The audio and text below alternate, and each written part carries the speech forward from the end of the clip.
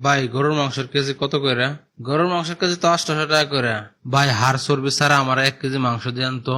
লোকটা দিয়ে অন্যদিকে তাকায় রয়েছে। হাড় চর্বি 300 গ্রাম দিয়ে দেই, আর 500 গ্রাম মাংস দিয়ে আর 200 গ্রাম কম দিয়ে দেই, তাইলে আমার ব্যবসাটা ভালোই হইব। ভাই এই ধরনের আপনার মাংস।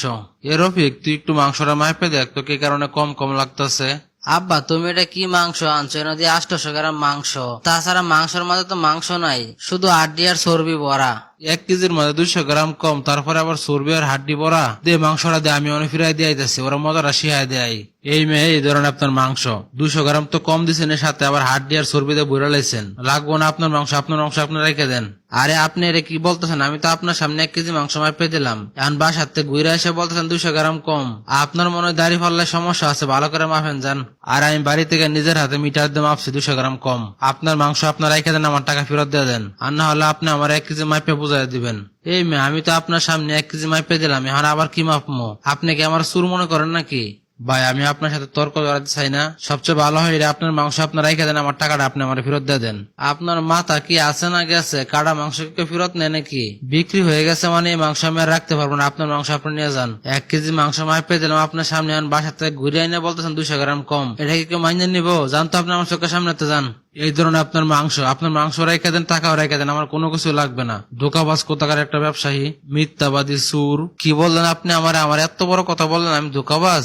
এই ধরনের আপনার মাংস নিয়ে এখান থেকে এখনই চলে যাবেন, নাহলে কিন্তু আপনার খবর আছে আজকে। আল্লাহ, আজকে আমার সাথে যে অন্যায় জুলুম হয়েছে আমি তার জন্য খুবই অনুতপ্ত, আমি আমার প্রাপ্যটুকু পাইনি। আল্লাহ, তুমি এই জুলুমকারীর বিচার কইরো। কিরে বাবা, তোর কি হয়েছে? তুই হঠাৎ করে এরকম করতেছিস কি কারণে? চল তাড়াতাড়ি করে তোর ডাক্তারের কাছে নিয়ে যাই।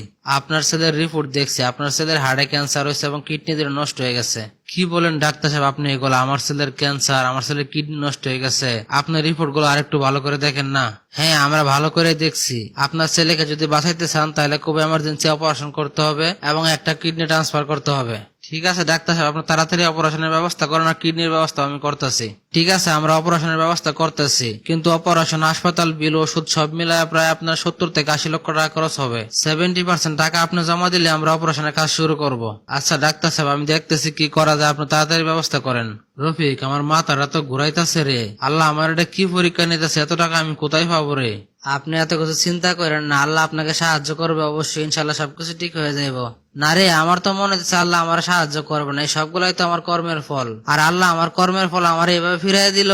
কর্মের ফল মানে কি? হঠাৎ করে এই কথা বলতেছো তুমি কি কারণে? আমি অসৎভাবে ব্যবসা করে মানুষকে ঠকায় অনেক বড় পাপ করে ফেলাইছি রে। ওজনে কম দিছি, হাড় চর্বি বাড়াইয়া দিছি, মানুষের সাথে অনেক জুলুম করছি। এই সবগুলোই হইল আমার পাপের ফল। আমি সবকিছু বুঝতে পারছি তোমার ব্যাপারটা। তুমি মানুষকে ওজনে কম দিয়ে মানুষকে ঠকায়া জুলুম কইরা তুমি তোমার নিজের ধ্বংস নিজে ডেকে আনছো। রাসূলুল্লাহ সাল্লাল্লাহু আলাইহি সাল্লাম বলছেন, যখন কোন জাতি মাপে ওজনে কম দেয় তখন তাদের উপর দুর্ভিক্ষ আর কষ্ট আসে, আর মজলুমের দোয়ার মধ্যে কোনো পর্দা থাকে না। এ আল্লাহ, আমি এটা কি করছি? আমি আমার নিজের ধ্বংস নিজে ডেকে আনলাম। আমি এতদিন পরে বুঝতে পারছি হারামে কোনো আরাম নাই। আল্লাহ, আমি অনেক বড় ভুল করে ফেলাইছি। আল্লাহ, তুমি আমারে মাফ করে দাও। অসৎ উপার্জনে কোনো আরাম নেই, হারাম উপার্জন করা কোনো ভালো কাজ না। আমার সবকিছু ধ্বংস হয়ে গেল, আমি শেষ হয়ে গেলাম। প্রিয় দর্শক, সমাজের বাস্তব একটা চিত্র তুলে ধরলাম। আশা করি ভিডিওটা ভালো লাগবে। যদি ভালো লেগে থাকে অবশ্যই লাইক, কমেন্ট, শেয়ার করে অন্যদের দেখার সুযোগ করে দিন। ধন্যবাদ সবাইকে।